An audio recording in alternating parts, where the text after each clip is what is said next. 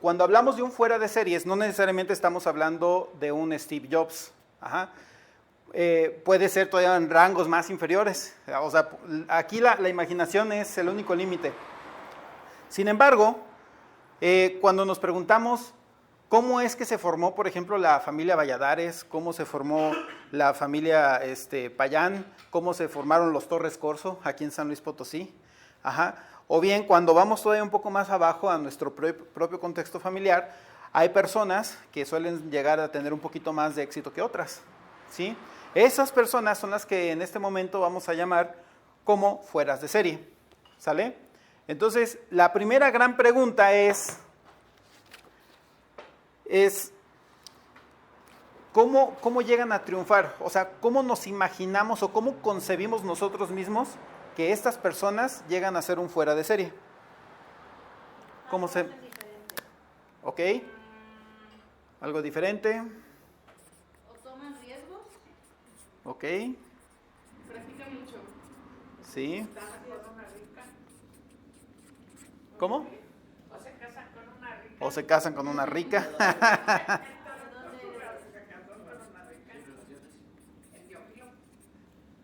Señora Emma, ¿usted había mencionado algo? Las circunstancias. Las circunstancias pueden ser, sí. Bueno,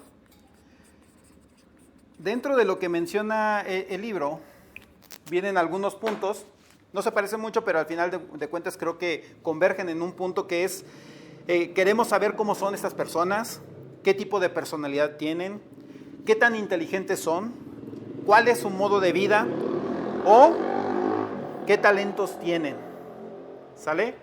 Entonces, si se fijan, con estas variables más las que acabo de sumar, pues muchas veces decimos, bueno, puede ser una cosa o puede ser otra y todo este rollo, ¿no? Pero realmente cuando bueno, más bien lo que trata de explicar este libro es que no, digamos, el éxito no es al azar. O bueno, sí es un tanto al azar, pero no es tanto por el mérito de la persona que a lo mejor se forma a sí misma. Porque también muchas veces de nosotros pecamos de ser simplistas al momento de decir que la persona por el simple hecho de tener talento se hace súper buena y por alguna circunstancia de la vida empieza a crecer y a crecer porque es muy bueno en lo que hace y al final de cuentas termina siendo lo que nosotros conocemos como esa persona. Nuevamente regresando, y para eso traje, pues ahora sí que de evidencia este libro, cuando nosotros pensamos, por ejemplo, en Steve Jobs, ¿sí? Ciertamente tenemos un héroe que de cierta manera sigue un patrón que siguen muchas personas, que son, ¿cómo se llama? Que son personas súper pobres, que son personas súper humildes, que son personas que no tenían nada y que son personas que por alguna razón se abrieron brecha en esta vida y al último terminan siendo exitosos. Esa es la versión romántica. De hecho, este libro, por ejemplo, más de la mitad del libro habla sobre cómo es que lo abandonaron en un orfanato, sobre cómo es que fue adoptado, sobre cómo es que fue... ¿Sí? Sí. Sobre cómo es que fue a buscar a sus papás en cuanto empezó a ganar dinero, y así, al final se los encontró en un restaurante el papá, por lo menos, en un restaurante que normalmente él visitaba, y era el mesero. ¿Sí? Entonces, pura Rosa de Guadalupe. Ajá, como pura Rosa de Guadalupe, y normalmente nosotros pensamos que así se da el éxito. Y este libro nos arroja luz en otra dirección, donde nos dice que no precisamente tenemos que voltear a ver a decir, sí, es cierto, o sea, porque al final de cuentas nosotros como humanos sí buscamos ese tipo de historias, una historia que venda, una historia que realmente diga, no manches, o sea, si Steve Jobs pudo, yo, ¿por qué no, verdad? O sea, sí buscamos ese tipo, Te representa, o sea, Exactamente. sientes tú que te representa porque también tienes como muchas adversidades, ¿no? En la vida. Y también hay que tener en cuenta que, por ejemplo, este libro tiene cerca de 700 páginas, ¿sí? Solamente para describirnos cómo fue que llegó a la cima.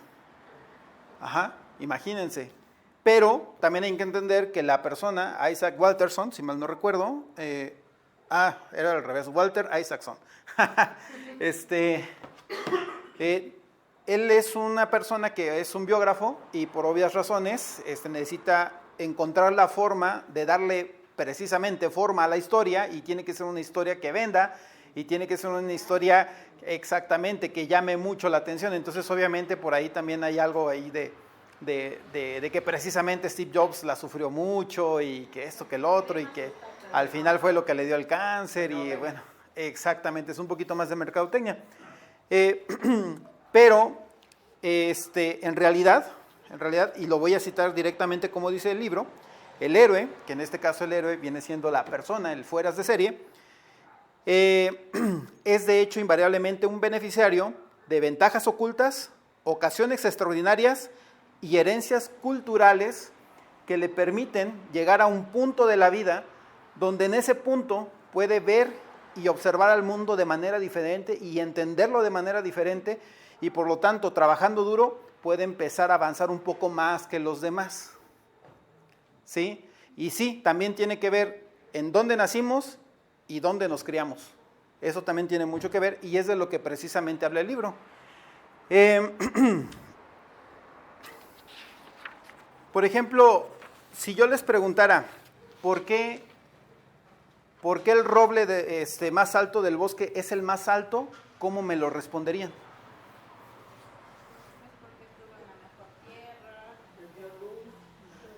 Exactamente. Exactamente. Bueno, uno si llega ya cuando pasaron a lo mejor 50 años y ve el roble grandezote, pues va a decir, está bien bonito este roble, ¿no? Pero lo que no sabe es de que el roble no creció por sí solo, sino que fue víctima de ciertas circunstancias que le ayudaron a ser el más grande del bosque. Por ejemplo, bien lo mencionaron, pues tuvo que haber caído en una tierra muy fértil, ¿sí? Cuando era un retoño no pasó un conejo y se lo comió, y cuando era más o menos joven no pasó un leñador y lo taló. Ajá. Entonces, ¿qué onda, Yeshua? Mira, aquí hay un asiento. Pásale. Entonces, realmente el crecimiento y el éxito en la vida no es tanto sobre el mérito, ¿sí? Y tampoco del talento, ¿sale? De hecho, aquí en este punto me gustaría retomar, por ejemplo, qué es lo que opinan acerca del talento dos autores más. Uno de ellos se llama Garry Kasparov. Garry Kasparov es uno de los mejores ajedrecistas que existió en el mundo. Y él escribe lo siguiente acerca del talento, únicamente del talento. Dice, no basta con tener talento, no basta con trabajar duro. Hay que ser además profundamente consciente de los métodos que te llevan a la toma de decisiones. Además, conocerse a uno mismo es esencial para combinar tu sabiduría, tu experiencia y tu talento, ahí sí alcanza a mencionar algo del talento, con un mayor rendimiento. ¿Sí? Ahora, aquí hay algo muy interesante que es el tema de la experiencia y el tema de cómo está relacionada, ¿sí?, la experiencia con el talento para lograr un mejor rendimiento. Y para esto me voy a remitir a otro libro que se llama Estrategia, una historia, de Lawrence Friedman, y lo que habla es acerca de un proceso de ideas, pero que tiene que ver con precisamente esto que estamos hablando, y dice, la palabra estrategia expresa el proceso de ideas para lograr nuestros objetivos de acuerdo a nuestras posibilidades, siendo un proceso de ideas aquello que contiene conocimiento, experiencia y talento. Entonces, el talento por sí mismo normalmente fracasa. ¿Por qué? Porque las personas que tienen mucho talento normalmente lo desperdician. Normalmente se confían y termina ganando quien lleva un poco más de disciplina o un poco más de práctica. ¿Sí? Y por último, y el libro también explica algo que se conoce como la ventaja acumulativa. ¿Qué viene siendo la ventaja acumulativa? La ventaja acumulativa son pequeñas circunstancias que te van ayudando a llegar a un poquito más lejos. El libro menciona sobre los juegos de hockey que se juegan obviamente al norte de Estados Unidos y al sur de Canadá, sobre cómo es que en algún momento una persona sacó un listado de todas las personas que estaban jugando un partido de hockey, y se da cuenta de que casi todos estaban de la mitad del año hacia arriba, o sea, su fecha de nacimiento era de la mitad del año hacia arriba. Entonces dice, caray, y se pone a ver otro, Lo mismo. Nacieron entre julio y diciembre. Entre enero y junio. Ajá, la mayoría. ¿Sí? ¿Por qué creen que pase eso? O sea, que incluye la fecha de nacimiento. Sí y no. Ciertamente dije, depende cuándo nacemos, dónde nacemos y dónde crecimos. Ok, aquí estamos hablando exclusivamente de hockey, ¿sí? Y es solamente para contextualizar cómo es que funciona la ventaja acumulativa, pero eso se puede llevar a cualquier otro ámbito. Por ejemplo, el libro menciona, un jugador de hockey que está calificando para ya algo más profesional, tiene que demostrar habilidad, ¿sí? ¿Cómo demuestras más habilidad si no tienes talento? Obviamente tienes, pero no tanto, pero ¿cómo puedes demostrar mayor habilidad? Teniendo mayor experiencia. Mayor experiencia. ¿Y qué necesitas para tener mayor experiencia? Más práctica, más tiempo.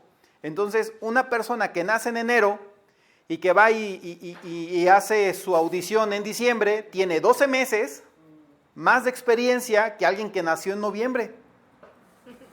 ¿Sí me explicó? No, y además, en ese caso muy específico, las personas que nacen entre junio y diciembre, como no completan la edad para poderse inscribir al curso de hockey, porque generalmente es en fechas de invierno, no tiene permiso porque no alcanza el año. Entonces, la persona que tiene 6 meses menos tiene ese año de experiencia adicional. Ajá. Exactamente. Ahora, también pasaba aquí en México. Aquí en México yo tuve un primo que por nacer en septiembre tuvo que pasar hasta el otro año. El hermano de Diana tuvo que recursar segundo de kinder. Lo reprobó. Lo reprobaron. ¿Por qué? Porque medio lo alcanzaron a colar, pero al momento de que pasó a tercero, las autoridades se dieron cuenta y dijeron, no, chiquito, se me regresa a segundo grado.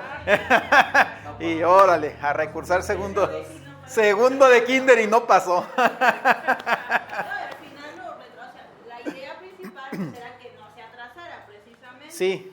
Pero pues con estas situaciones, al final pues se retrasó por un año. Y más sin embargo, ese fue un evento que sí marcó realmente su vida, anímicamente. Sí, si mal no recuerdo qué me decías. Le dices, le tocas el tema de la plastilina y se pone a ¿Sí? Y con esto damos introducción a lo que viene siendo el efecto Mateo, que es el primer capítulo del libro. Y el efecto Mateo es precisamente en ese pasaje bíblico donde dice que si Dios te da algo y tú lo multiplicas, entonces Dios te va a empezar a dar más.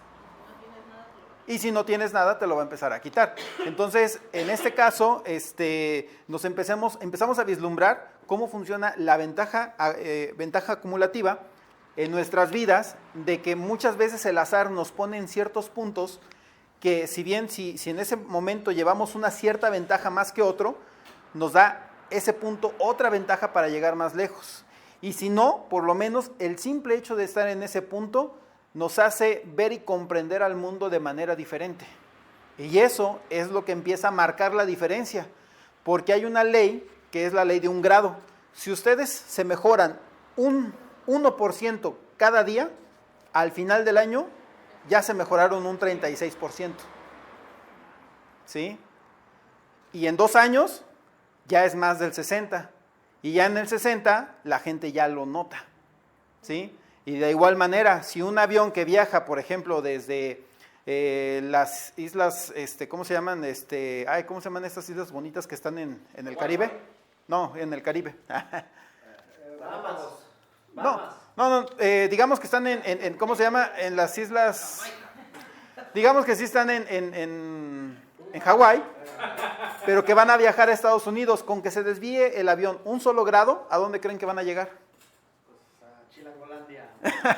O llegan a Canadá o llegan a México. ¿Por qué? Porque un solo grado o un solo movimiento de diferencia es lo que va marcando con el tiempo la diferencia. ¿Sí? Entonces, de eso trata básicamente lo que es el primer capítulo. En el capítulo 2, habla sobre las reglas de las 10,000 horas. ¿Qué tal, Daniel? Adelante, pásale.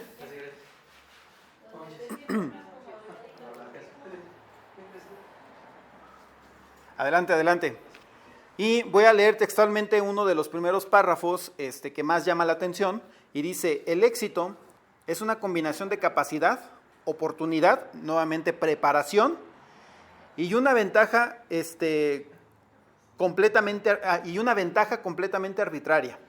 ¿Sale? Ahora, en términos de preparación, el libro, el capítulo 2, habla sobre esta regla de las 10,000 horas, que es más o menos el tiempo que le toma a una persona volverse experto en un tema. ¿10,000 horas? 10,000 horas, ¿sí? Y para eso toma de ejemplo a los Beatles. Los Beatles llegan a Estados Unidos en 1964, en febrero, a Estados Unidos, pero cuando llegan, no llegan simplemente porque los pusieron ahí. ¿Cómo se imaginan que llegaron a ser una de las bandas más grandes conocidas por todos nosotros? Siempre hay un proceso al final del día, o sea, está el manager o las personas de las disqueras que a ¿Sí? veces pues buscan talento al final. Exactamente. Es como un reclutamiento. Exactamente. A ver, muéstrame qué sabes hacer, sabes cantar, sabes tocar, a ver, échate una canción o échate, no sé, toca algo. O a veces son personas que no buscan que sean como que hagan covers, sino más bien que hagan como lo propio, si tienen canciones propias. ¿Sí? Y bueno, ahí como que se van viendo el talento que tiene cada persona y ya sobre eso a lo mejor van armando pues, las boy band o... Va por ahí. ¿Por qué tocaban en todos lados? Bueno, Entonces, o sea, diferente. yo tengo la referencia del libro, pero está bien interesante incluso lo que menciona. ¿Por qué? Porque empieza, o sea, la historia comienza, o más bien los Beatles no hubieran llegado a ser los Beatles si no hubiera sido por un empresario que se encontraba en Alemania, en una ciudad que se llama Habsburgo, o Hamburgo, ¿cómo se llama? Se llama Hamburgo. Ajá. En esta ciudad, él era un empresario que antes tenía un parque de diversiones, después pone un club, así como lo que se conoce como un pub, que es así como abajo en la tierra, en donde la acústica no es muy buena, pero pues se escucha ahí resonancia y todo este rollo, ¿no? Y esta persona le empezó a pegar el hecho de que llevaba bandas y bandas y bandas, entonces mientras la gente estaba platicando, cheleando y todo el rollo, pues las bandas estaban toque y toque, ¿no? Y había cambios de banda y todo este rollo, pero en esos momentos, en esos años, estaban naciendo muchos artistas buenos en Liverpool, en Londres, en Inglaterra. Entonces, él se le ocurre ir a Inglaterra, pero ojo, se va a Londres.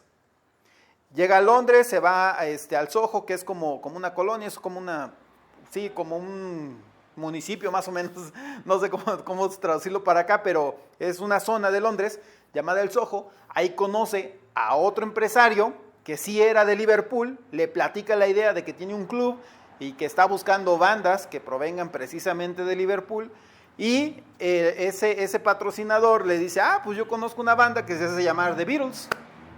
Entonces se los manda, y justamente es en Hamburgo donde pasan 7 años tocando para N cantidad de personas. Les empieza a gustar tanto que el número de veces que ellos participaban comienza de una sola noche a la semana a 5 o 7 noches a la semana, o sea, prácticamente toda la semana, de 5 igual a 7 horas de estar en el escenario. Entonces, esa acumulación de horas hizo que sin querer queriendo llegaran a ese promedio de 10,000 horas, y ya cuando se empiezan a hacer un poco más famosos, pues ya tocaban bastante bien, o sea, sabían cómo coordinarse como grupo, como equipo, como agrupación. Y curiosamente, pues ahí nacen ya los Beatles, y pues todo el mundo dice, pues súper bien, ¿no? O sea, le pegaron al gordo, o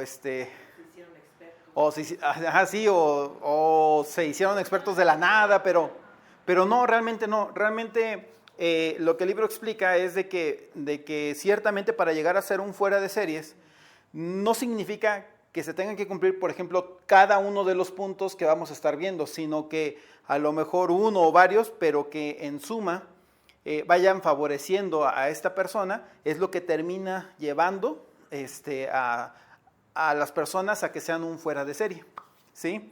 Déjenme ver si no se me pasa nada. nuevamente, en este capítulo, el libro toca el tema de la fecha de nacimiento. ¿Por qué? Porque la fecha de nacimiento que, por ejemplo, hemos visto en el hockey, era sobre un año en específico, ¿sí? O ciertos, o meses, ajá. O sea, en un año, ¿en qué mes habían nacido? Pero las ventanas de oportunidad, por ejemplo, para las personas que se hicieron más ricos o ricas en Estados Unidos, al menos en la década de 1800, entre 1860 y 1870. Sí.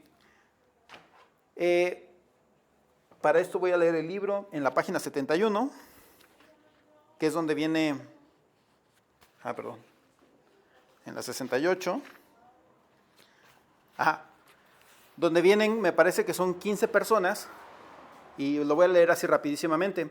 El primero es John D. Rockefeller, yo creo que todo el mundo lo conoce, nace en 1839. Después viene Andrew Carnegie en 1835. Él es el que se dedicó al tema de toda la construcción de acero y las vías ferroviarias. De ahí en adelante ya no conozco a muchos más que a JP Morgan. Está Frederick, no sé pronunciar este apellido, Bayer Hauser tal vez, 1834. Jake Gould, 1836.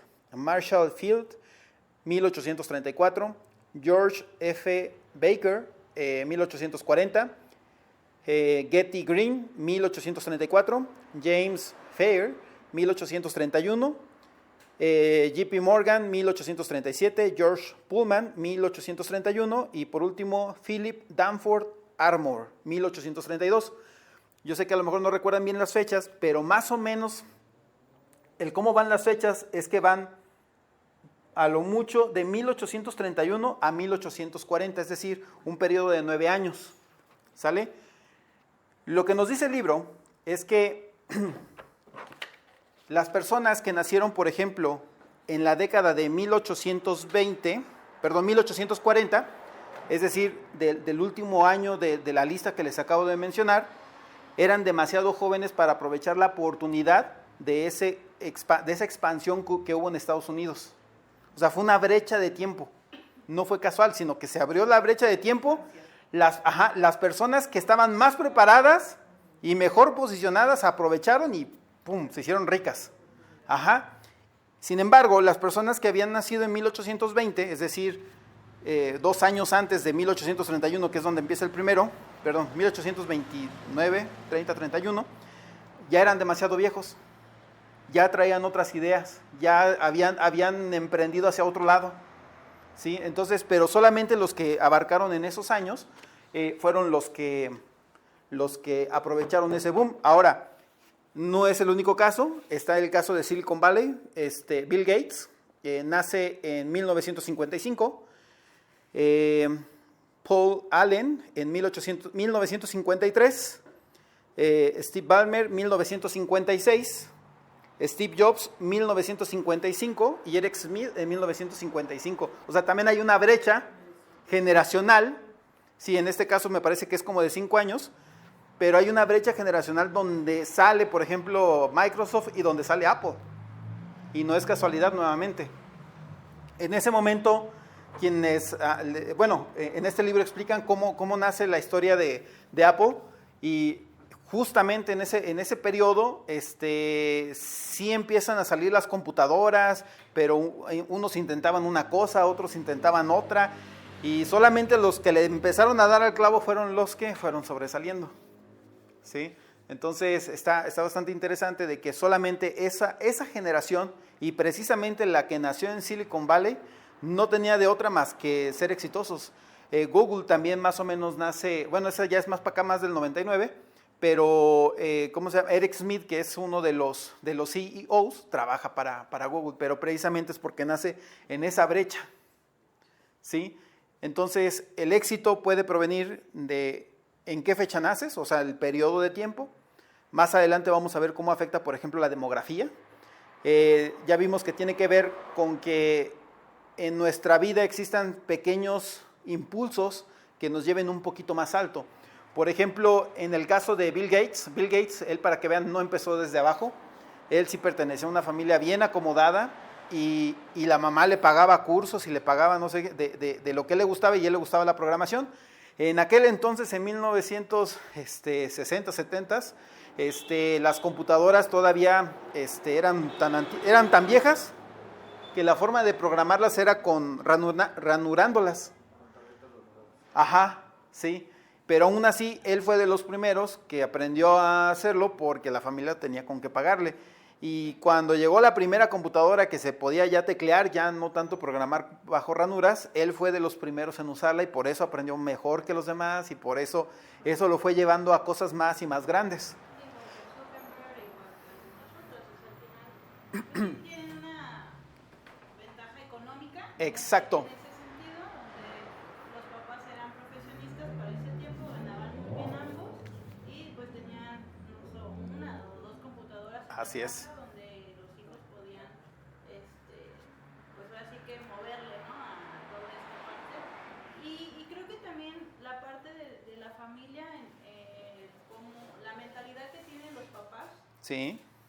En ese momento de decir, pues yo te la compro y tú dale, explora, yo te ayudo, yo te apoyo, yo te compro, yo te traigo, o sea, sí, también cuenta al final del día a papás a lo mejor más cerrados de decir, pues no tengo, nos esperamos, pues no, tienes que trabajar, o sea.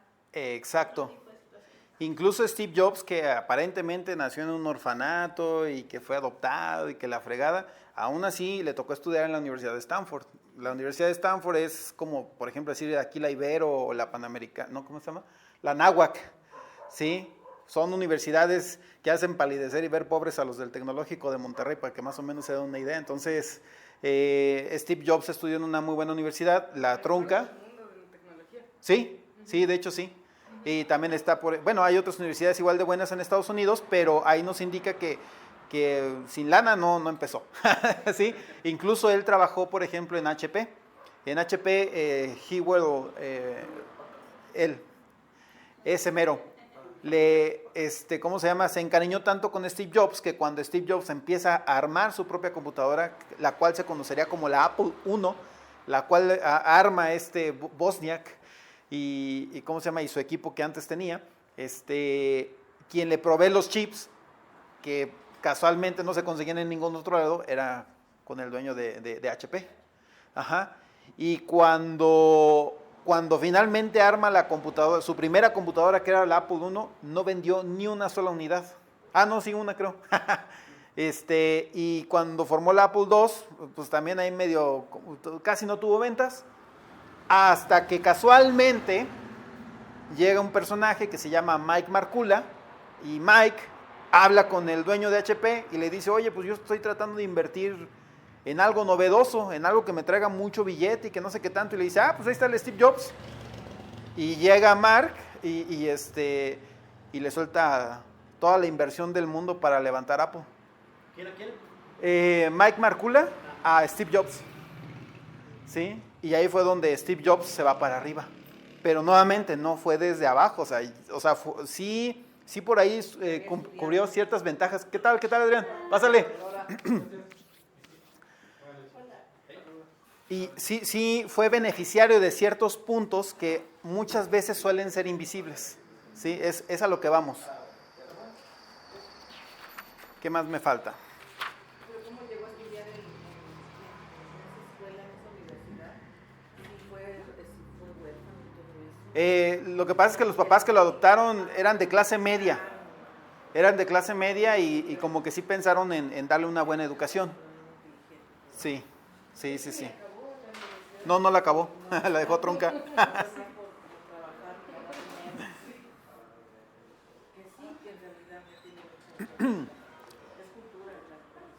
Sí. Y nada más para finalizar el capítulo me gustaría citar un pasaje que dice, pero aquí hay muy claramente un patrón y resulta asombroso lo poco que parecemos reconocerlo. Fingimos que el éxito es exclusivamente un asunto de mérito individual. ¿Sí? Que nuevamente sobre lo que hemos visto creo que tiene bastante sentido. Después entramos al capítulo 3, el cual se llama El problema de los genios. ¿Sí? Este capítulo está bien interesante porque habla acerca de un experimento que se realiza en 1921. Este experimento social lo hace Lewis Terman, quien era un profesor de psicología en la Universidad de Stanford, ¿sale? Pero ojo, echen el ojo al año 1921, o sea, hace bastantitos años. En 1921, Terman decide estudiar a los superdotados, ¿sí? A niños, no dice a qué edades, dice niños superdotados. ¿Cómo lo hace? Va y habla con diferentes escuelas en todo California y les dicen, ¿saben qué? Quiero hacer este experimento, me gustaría solicitar su apoyo. Hay que hacer solamente pruebas de inteligencia, de coeficiente intelectual. Entonces, las escuelas que estuvieron de acuerdo en ayudarle, pues le echaron la mano, hicieron las pruebas, y de esas pruebas, el 10% más alto los llevó a otra prueba, y de esa última prueba, saca a solamente las personas que tuvieran más de 130 puntos, ¿sale? Para esto, había más de para esto se aplicaron más de 250,000 pruebas, y de esas 250,000 pruebas, solamente fueron seleccionados 1,470 niños con un IQ de 140 a 200. ¿Sí? Si no estamos relacionados, ¿cómo se mide eso? Es una línea donde hay una media, y esta media tiene que estar en 100. ¿Sale? Una persona promedio anda en este rango. ¿Sí? Ya cuando está medio lelo, anda en un 75. Ajá. Un especial, diría, el libro de las ovejas eléctricas. Con área de oportunidad. Con muchas áreas de oportunidad, ok, bueno. Y el libro menciona que cuando una persona empieza a superar los 120 puntos,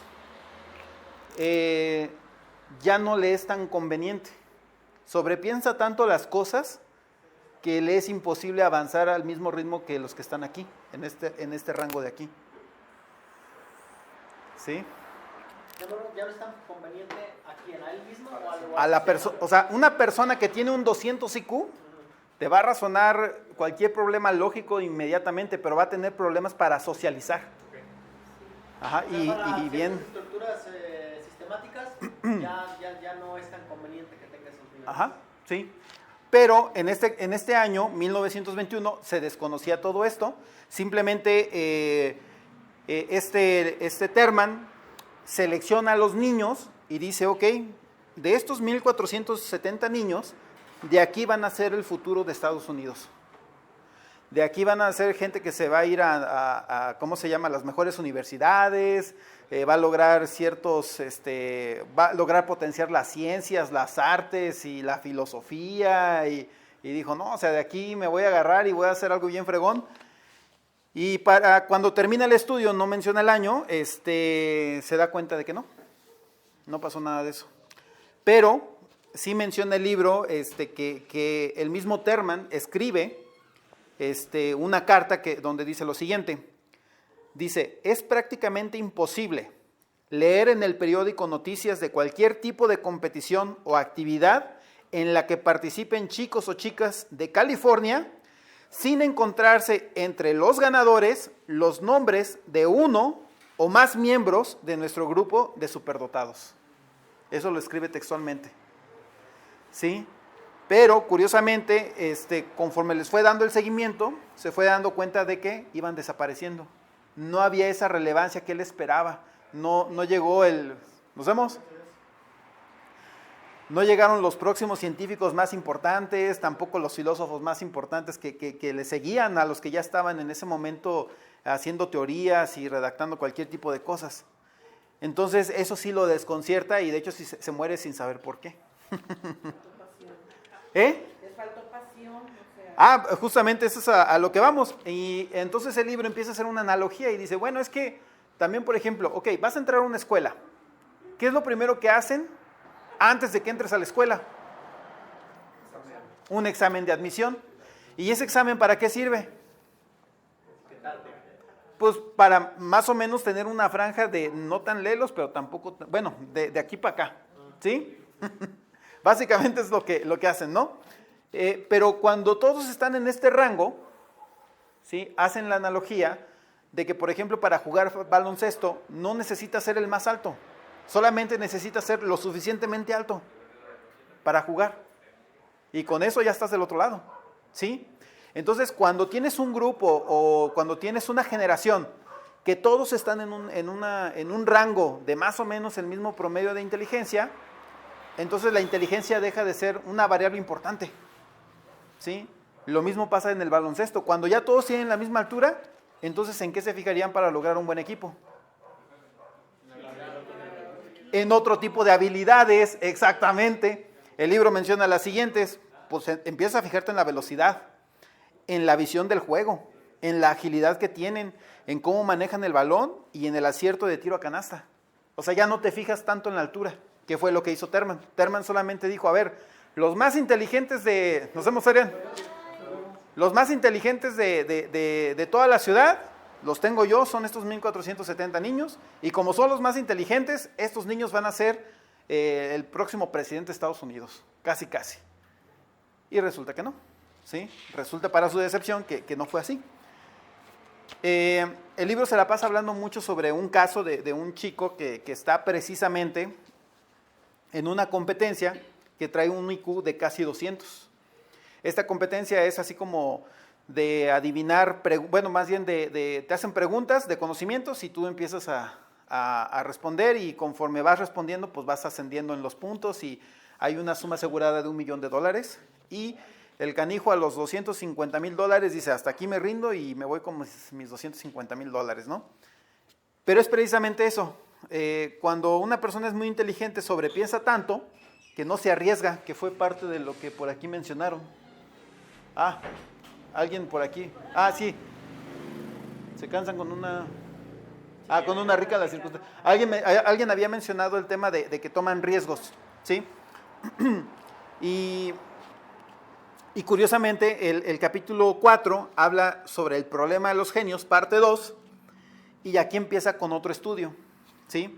Este estudio se hace en 1989, es decir, 68 años después del experimento de Terman. Ajá.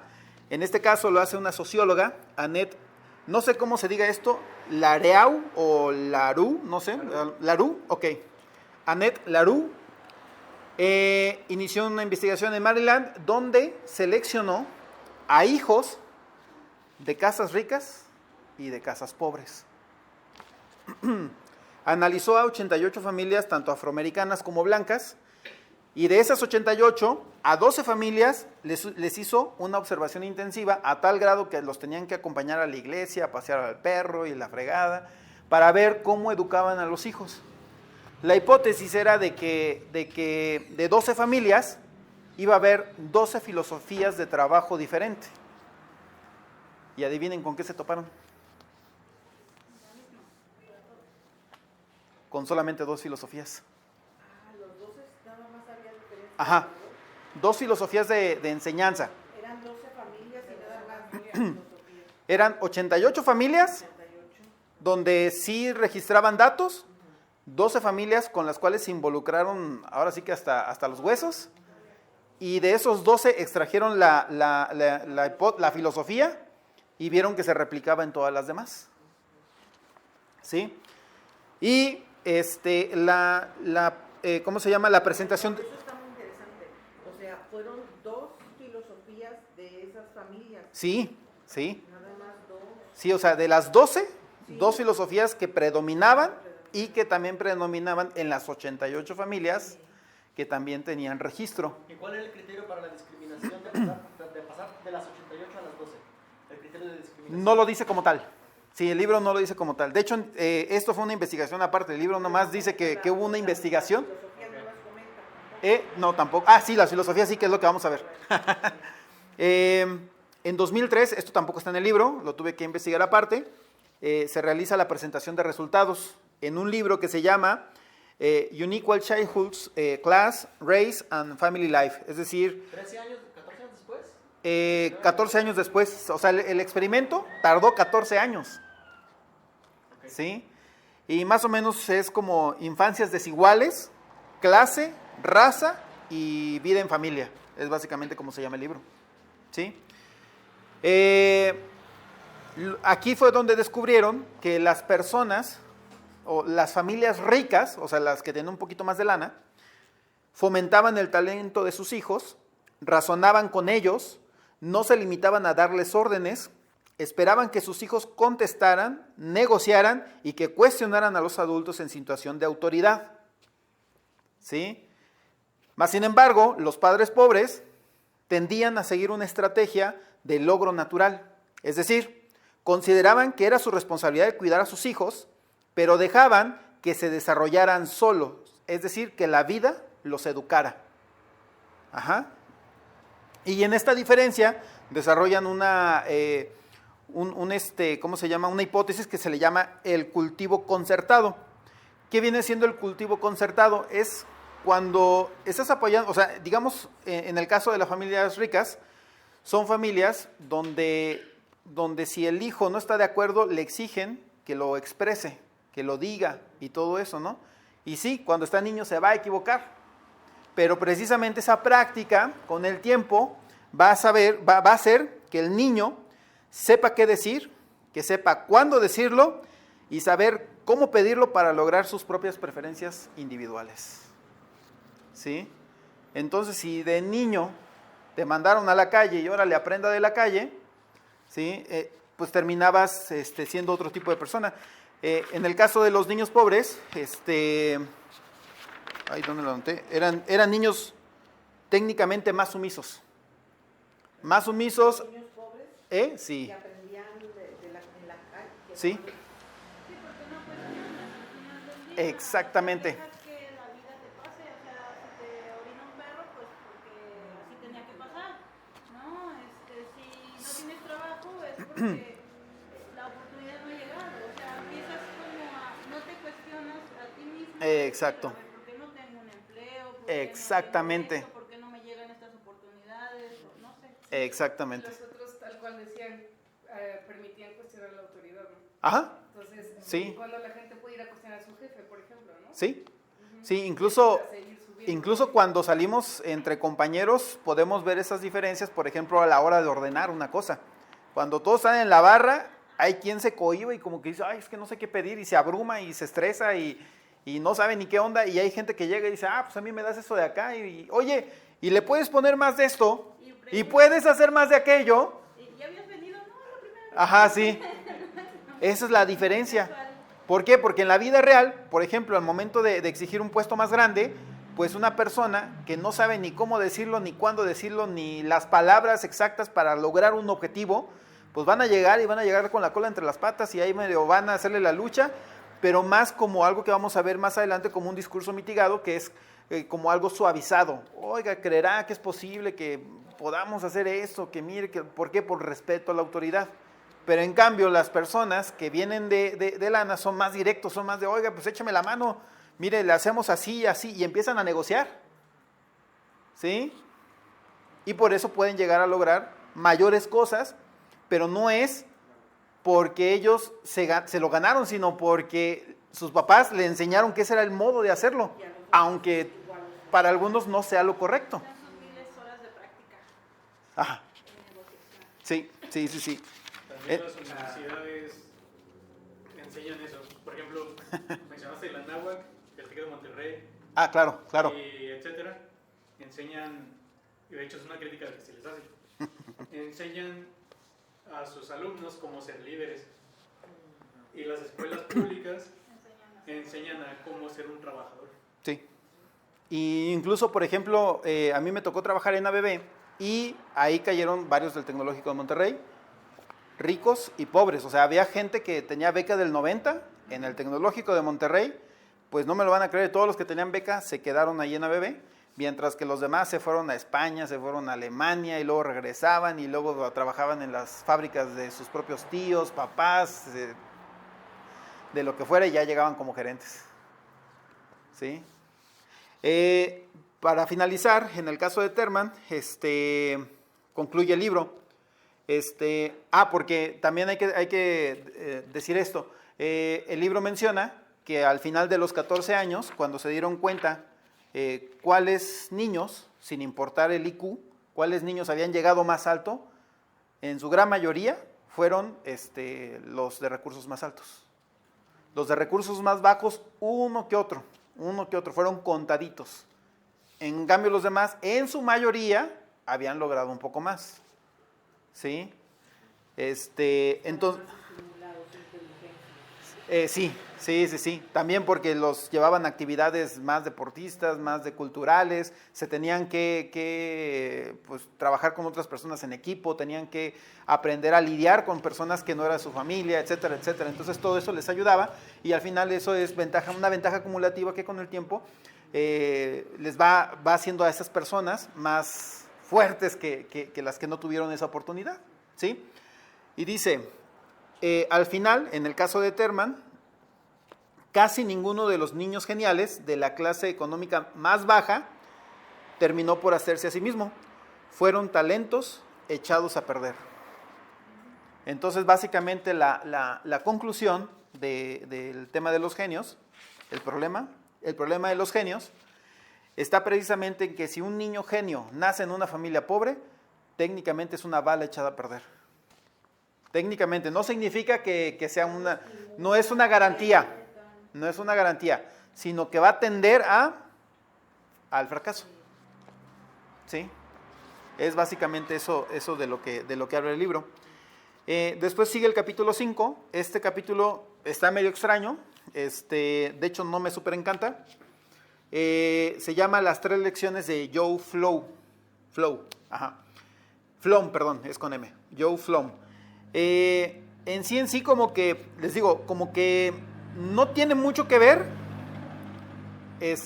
como que se pierde un poquito el autor, yo siento, porque para empezar dice las 3 lecciones de Joe Flow, y las 3 lecciones están basadas, la primera lección está basada en Joe Flom, en otra que se llama Maurice Janklow, y la tercera lección es de una pareja llamada Luis y Regina Borgenich, o algo así.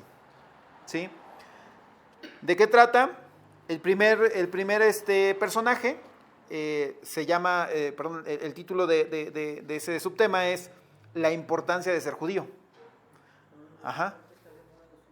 Sí. Bueno, el libro se escribió en 2013 más o menos, 2000, por ahí en esas fechas. Pero en sí, la historia es tal vez lo que importa un poquito más. La historia de Joe Flom es un judío que su familia se lo trae, no me acuerdo de dónde, pero llegan a Nueva York, y el niño con el tiempo decide estudiar Derecho. Cuando sale, ahora sí que cuando estaba esta oleada de migrantes, ocurrió en la década de más o menos de la Gran Depresión. Entonces, cuando le toca estudia Derecho, y cuando sale de Derecho, en ese momento había, ¿cómo se llama?, muchos despachos, pero los despachos estaban destinados a las personas más ricas. O sea, los despachos de abogados, los más reconocidos, estaban para las mejores universidades. ¿Qué tal? Pásale, Beca. Estaba destinada para las mejores universidades, y los demás pues quedaban destinados a despachos más chiquititos. Entonces, Joe Flom resulta que entró a un despacho en donde se dedicaban a las adquisiciones hostiles, ¿sale? En Estados Unidos se da mucho eso, aquí no tanto, pero en Estados Unidos, cuando hay un inversionista que dice, y esta empresa me gusta, le empieza a buscar, empieza a investigar y empieza a ver cuál de los de la junta de accionistas está más mencillo, y entonces empieza a mandar cartas a la junta de accionistas diciéndoles que esa persona no está tomando buenas decisiones y que él puede tomar mejores decisiones. Creo que eso puede entrar a un juicio, y así es como esa persona puede entrar para empezar a comprar la compañía desde dentro, y eso es lo que se le conoce como una adquisición hostil. ¿Sí? Y entonces Joe Flom trabaja para este despacho, después me parece que se independiza, y cuando se independiza es cuando empieza este boom de adquisiciones, o sea, ese crecimiento de empresas y de adquisiciones entre ellas, y este señor se vuelve rico. ¿Sí? Entonces, básicamente la historia lo que trata de decirnos es de que a veces los fueras de serie aparecen por el simple hecho de estar posicionados en un punto que nadie quería, pero que de repente existe ese boom, esa ventana de oportunidad que como lo vimos en anteriores capítulos, hay una ventana de 9 o 10 años que los que están en ese momento se ven beneficiados. Y es ahí cuando se disparan a la fama y pues como no hay competencia, pues entonces llegan a ser muy ricos por ser los primeros, sí.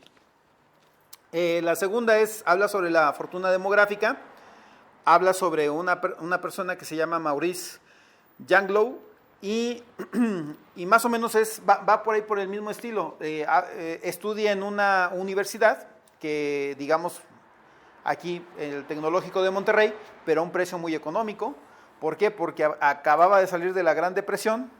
Su familia y a él le tocó ese punto de la historia donde debido a la Gran Depresión la tasa de niños que empezaron a nacer empieza a disminuir y empieza a disminuir hasta tal grado que empiezan a faltar personas en los trabajos. Entonces él se ve beneficiado de eso y digamos que agarra una oportunidad muy fuerte y de ahí empieza también a sobresalir más que otros, ¿no? Por eso habla sobre la fortuna demográfica. Y por último, habla sobre el título Industria textil y trabajo significativo. Aquí habla sobre una historia de una pareja que llega igual en la Gran Depresión y tenían ya una bebé, pero no tenían con qué alimentarla. Entonces la señora medio sabía coser y empieza a tejer unos baberos. Y el señor salía y los vendía y ya regresaba con el dinero y de ahí compraban un poquito más de insumos, volvían a hacer al día siguiente, volvía a salir al otro día a vender baberos, y así se la empezaron a llevar. Entonces sucede que les empieza a ir bien y digamos los hijos de ellos ya no fueron precisamente personas que cosían, ya empezaban a estudiar y agarraban un rango un poquito más alto.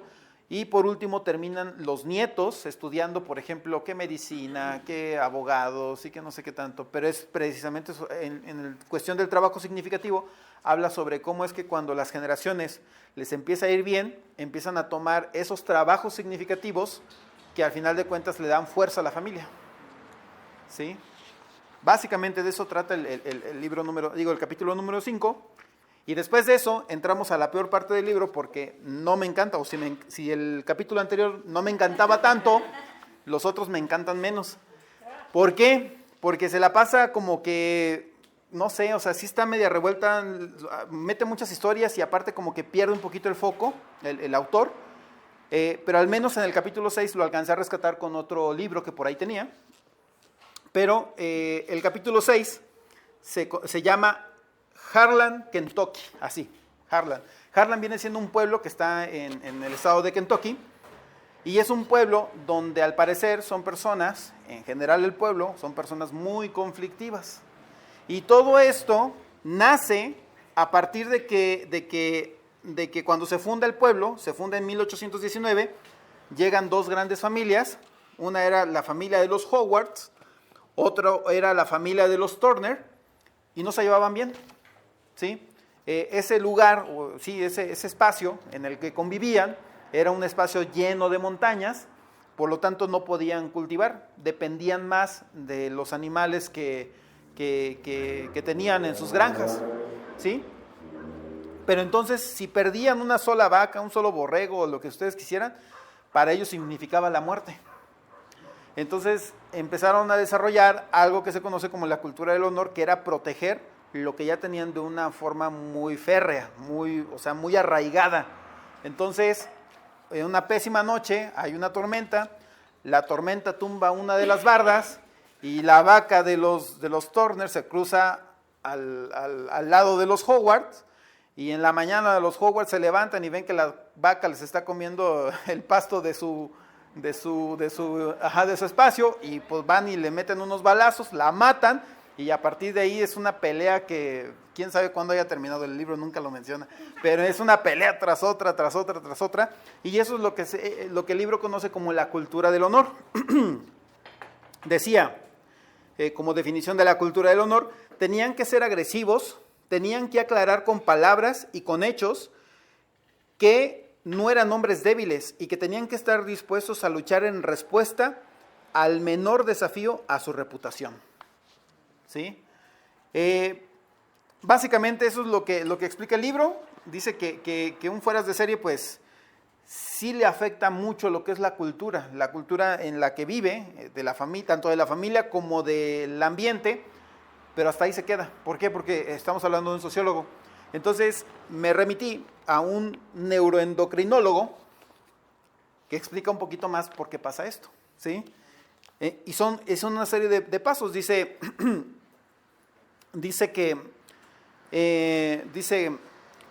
la palabra es la siguiente: ¿cómo es que los ecosistemas originan culturas diferentes? Esa es la pregunta. Dice, primero, los ecosistemas producen determinadas formas de organización social. ¿Sí? Esa es la primera. Ajá. Los ecosistemas. ¿Sí? O sea, el altiplano y la Huasteca son ecosistemas diferentes. Ok. ¿Sí? Todo lo que conlleva, lo que tiene el terreno. Exactamente. Dice, producen determinadas formas de organización social. Aquí eran más nómadas. ¿Sí? Pero sabían que tenían que moverse para buscar comida porque si no perecían. En la Huasteca no. ¿Sí? Tenían todo el alcance de la mano. Exacto. Pero actualmente las zonas áridas son personas más trabajadoras porque saben que si no trabajan, no comen.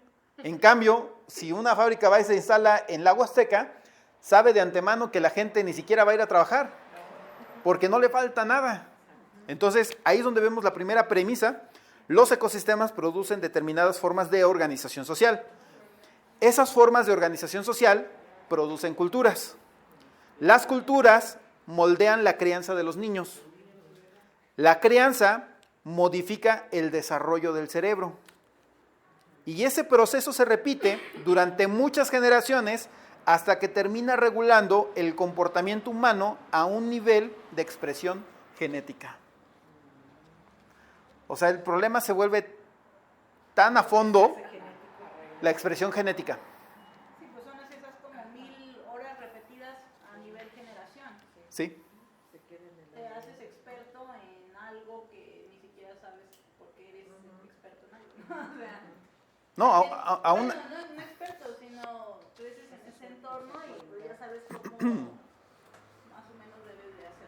Aún así, lo que trata de explicar este punto, que el daño es a nivel expresión genético, es de que si tú tomas a una persona que lleva muchas generaciones, digamos en la Huasteca, y te lo traes a trabajar a la ciudad, no se va a dar a entender, o sea, se va a choquear, no va a poder, ajá. Tiene otra genética, tiene Otro tipo, ajá, exactamente, pero a nivel genético, ese es el problema. Sí, es lo que me llamó la atención, que a nivel genético. Sí, y lo mismo lo vemos aquí en el caso del libro, que son más o menos 207 años desde la fundación, 1819 hasta nuestra fecha, en donde esa cultura del honor está muy arraigada ahí, precisamente porque en sus inicios tuvieron que acostumbrarse a lidiar con ese tipo de problemas y aceptarlos como si fuera la norma. ¿Sí? Entonces, básicamente, lo que dice es que un fuera de serie sí es afectado también por su entorno. Es básicamente lo que habla el libro. ¿Sí? El capítulo 7, por ejemplo, habla... No, de hecho, la segunda parte es a partir de aquí de Harlan, el 7, el 8 y el 9. Sí, es que están bien confusos porque, por ejemplo, el capítulo 7 habla sobre la teoría étnica de los accidentes aéreos. Sí, o sea, aquí se la pasa hablando el libro creo que el ejemplo, si mal no recuerdo, es unos aviones, es un avión colombiano, van a aterrizar cerca de Estados Unidos y por alguna razón se les empieza a acabar el combustible y en lugar de decirle al que está en la torre de control, óyeme, ¿sabes qué? Ya no tengo combustible, dame chance de aterrizar primero. No, lo que dice es como que le das una indirecta y el americano, que lo vamos a estar viendo aquí, generalmente su forma de expresarse es muy directa, muy agresiva, porque es su forma de comunicarse. Entonces los pilotos se asustan y dicen, bueno, pues nos esperamos, y en ese nos esperamos se le termina el combustible y terminan estrellándose, ¿sí? Y ya cuando se ponen a revisar la caja negra, pues se dan cuenta de que hubo varios problemas que son los que menciona el libro. Son 3 puntos importantes, que es el índice de distancia al poder, que es el IDP, el discurso mitigado y la comunicación orientada al receptor. Ahora, ¿qué es el índice de distancia al poder? Viene siendo, a nivel cultura, la cultura de determinada región, qué tanto respeta a la autoridad o a la jerarquía. Entre más alto es el índice, entonces respeta más a la autoridad, ¿sí? Por ejemplo, los orientales pues son muchos de inclinarse, de ser muy respetuosos con los más ancianos, etcétera, etcétera. Incluso aquí en México, que fuimos colonizados, tenemos un cierto respeto por las figuras de autoridad más grandes, ¿sí? Y sucede que cuando eso ocurre, tiendes a hacer lo que se le conoce como el discurso mitigado, que es la tendencia a suavizar o endulzar un mensaje para no ofender a la autoridad. Es decir, lo que llamamos el ser cortés, ¿sí? Entonces, el ser cortés realmente no nos beneficia, por el contrario, nos perjudica, porque ¿qué va a pasar si el que tiene la autoridad se está equivocando y nosotros lo vemos y no lo decimos? Ajá.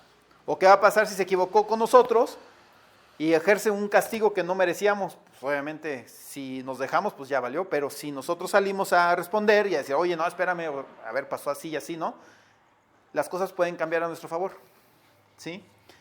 Y la comunicación orientada al receptor habla mucho sobre cómo es que en Estados Unidos, por ejemplo, la comunicación, que es precisamente orientada al receptor, yo soy el responsable de darte a ti la instrucción y te la tengo que decir clara, sin indirectas, y necesito hacerte saber realmente cómo tienes que hacer las cosas, ¿sí? Por ejemplo, yo recuerdo mucho cuando iba a Estados Unidos, la palabra esencial que todo el mundo decía, asegúrate. Asegúrate de hacer esto y hacer aquello y hacer esto. Y siempre era asegúrate, y era de que era tu responsabilidad que si hicieras las cosas, que te iban a dejar de ser libre, de hacer lo que tú quisieras, pero que al final de cuentas sí iba a ser tu responsabilidad. ¿Sí? Aquí no. Aquí es más de mandar indirectitas, ¿cómo se llama? De que el otro entienda mi indirecta y que el otro ejecute bien lo que yo trato de decirle y a ver si más o menos sale como yo esperaba que quisiera que saliera. ¿Sí? Y eso es lo que se conoce como la comunicación orientada al receptor, que es básicamente uno de los 3 puntos que habla el libro. ¿Sí? Cuando llega un alemán en una planta y le dice un mensaje muy directo, la gente... Sí, hasta como que le hace... Sí. Y curiosamente, bueno, hay una Junta Nacional de Seguridad del Transporte que precisamente se encarga de documentar cuántos aviones chocan y a qué nacionalidad pertenecían. Y dentro de los primeros 5 está Brasil, Corea del Sur, Marruecos, México y Filipinas. Sí. Sí. Y dentro de los que menos chocan están Estados Unidos, Irlanda, Sudáfrica, Australia y Nueva Zelanda, que curiosamente, pues prácticamente todos son puntos donde llegó el Imperio Británico en su momento. ¿Sí? Instauraron otro tipo de cultura y actualmente pues les ayuda pues, a expresarse un poquito de manera más fuerte, pero también les ayuda a que sepan bien las necesidades que están buscando. Son muy firmes en sus palabras. Sí. O sea, no hay forma de errar en pensar que se Ajá. podía hacerlo de otra manera. Así es, así es. Y el capítulo 8, por ejemplo, se llama Arrozales y exámenes de matemáticas. Y básicamente habla sobre cómo es que en China el trabajar en los arrozales no es como trabajar en el campo en cualquier otra parte del mundo. ¿Por qué? Porque ahí no se pueden usar tractores, no se pueden usar o sea, casi nada.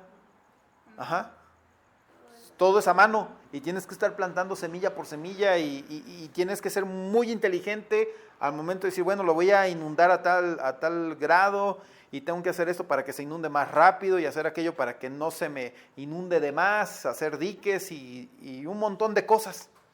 ¿Sí? Eso es lo que el libro conoce como el trabajo consentido. Es decir, técnicamente que una persona, un fuera de series, cuando tiene un trabajo con propósito, es más seguro que avance más rápido a que se quede estancado. Sí, básicamente es de lo que habla.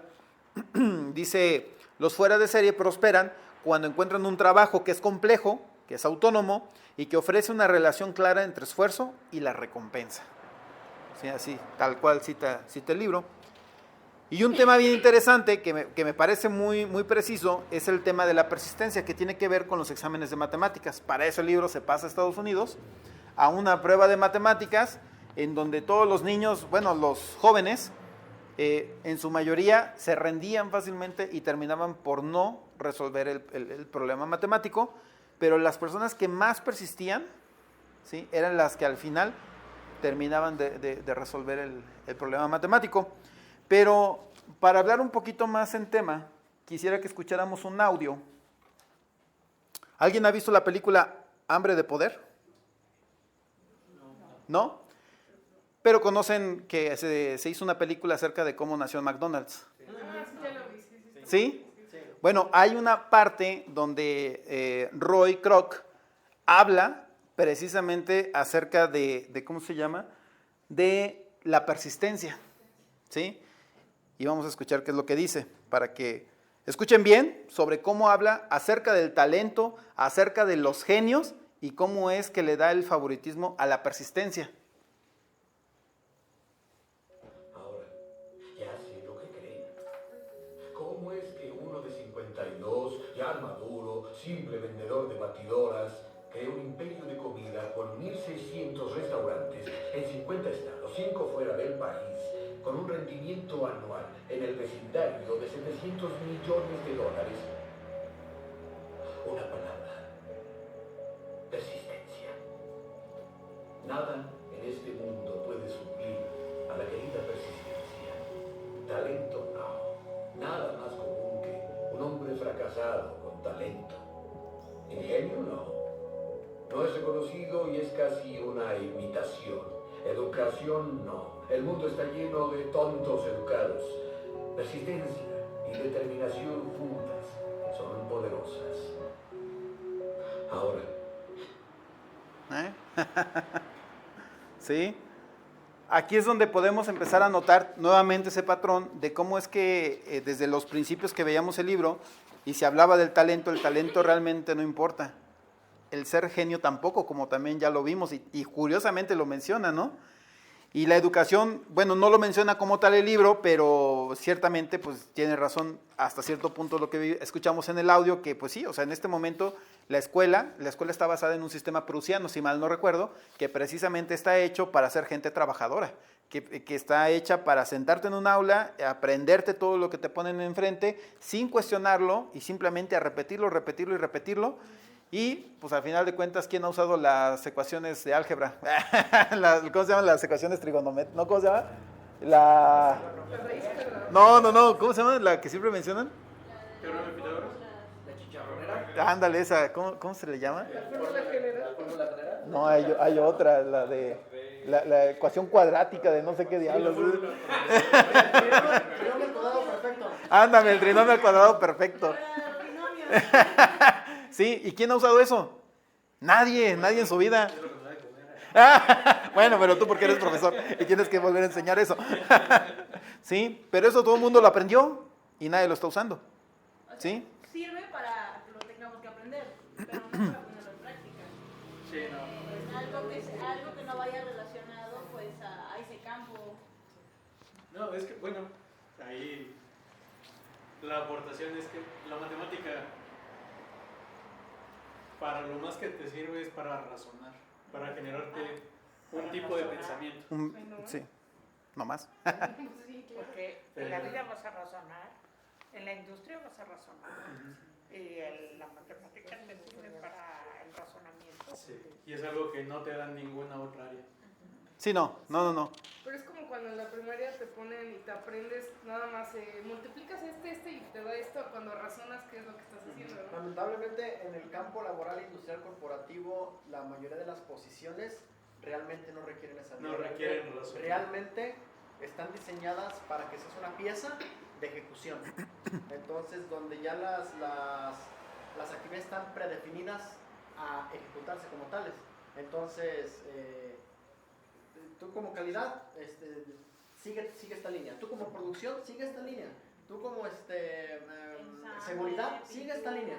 Entonces, la habilidad de razonar para ser utilitario, para ser un producto utilitario generador de productos, no requieres razonar, requieres ejecutar. Es lo que dice Gabo, o sea, es el fin de la escuela, es el fin del modelo de la escuela, hacerte un productor. Sí. Ahora, a veces yo colaboro con este tipo de industrias corporativas. A veces te venden la narrativa o el discurso de que razones para hacer mejoras continuas.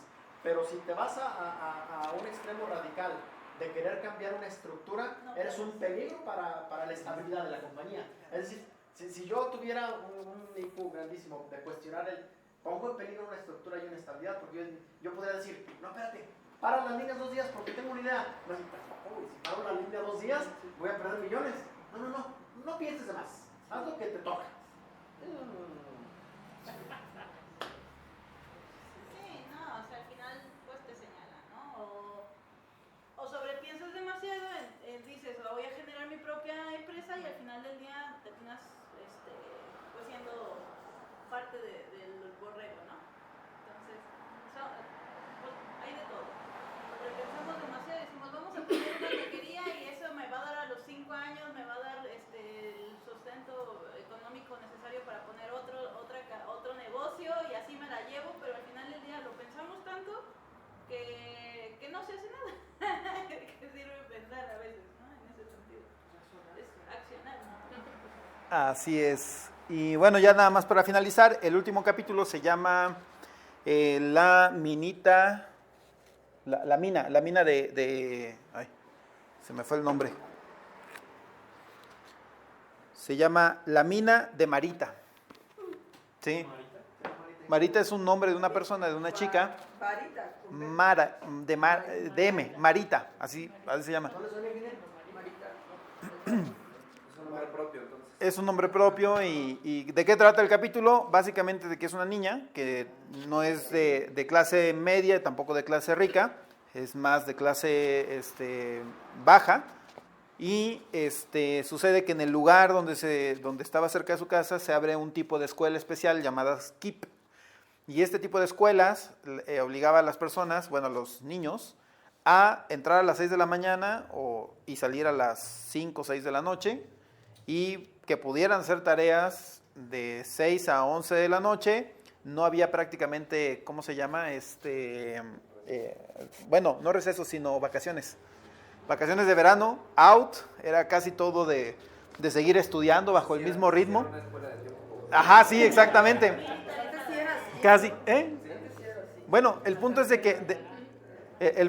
que el libro termina explicando de que esta niña no era lo que ella necesitaba. ¿Por qué? Porque uno pensaría que un niño de su edad pues tendría que divertirse, salir a jugar con sus amigos y eso para nosotros está bien, pero en cambio para el autor dice no, o sea, eso es lo que realmente necesita ella, porque ella necesita esforzarse un poquito más. Si quiere tener ese punto de oportunidad que la vida, no los papás, la vida no le dio, pues tiene que echarle más ganas.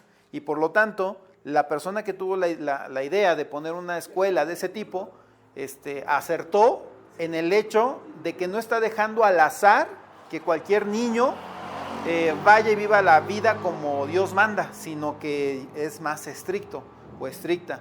Y eso es lo que le puede dar la posibilidad, porque no termina diciendo si fue un caso de éxito o no, simplemente termina diciendo que esa niña va a tener más posibilidades de llegar un paso más allá que muchos de su generación y de su misma edad. Eso es lo que hacen los chinos, bueno, los asiáticos. Exactamente. Al final del día, toda una infancia donde tienen que estudiar demasiado para al momento de ser adultos Sí. poder tener un trabajo digno que les dignifique en ese momento Sí. toda su trayectoria escolar, ¿no? Ujú. Pero pues así, como lleva ese país esta situación, o esos países en general, pues también están viendo la parte de que las personas, si no llegan a ese grado de excelencia, pues hay repercusiones, ¿no? Sí. Son los suicidios, toda esa situación, ¿no? Digo, quisiéramos que la vida fuera equilibrada, pero es muy difícil. Sí. Y el libro concluye con las siguientes palabras. Dice, para construir un mundo mejor, es preciso que sustituyamos el patrón de los golpes de suerte y las ventajas arbitrarias, que es de lo que habla prácticamente todo el libro, por aquellas que determinan el éxito.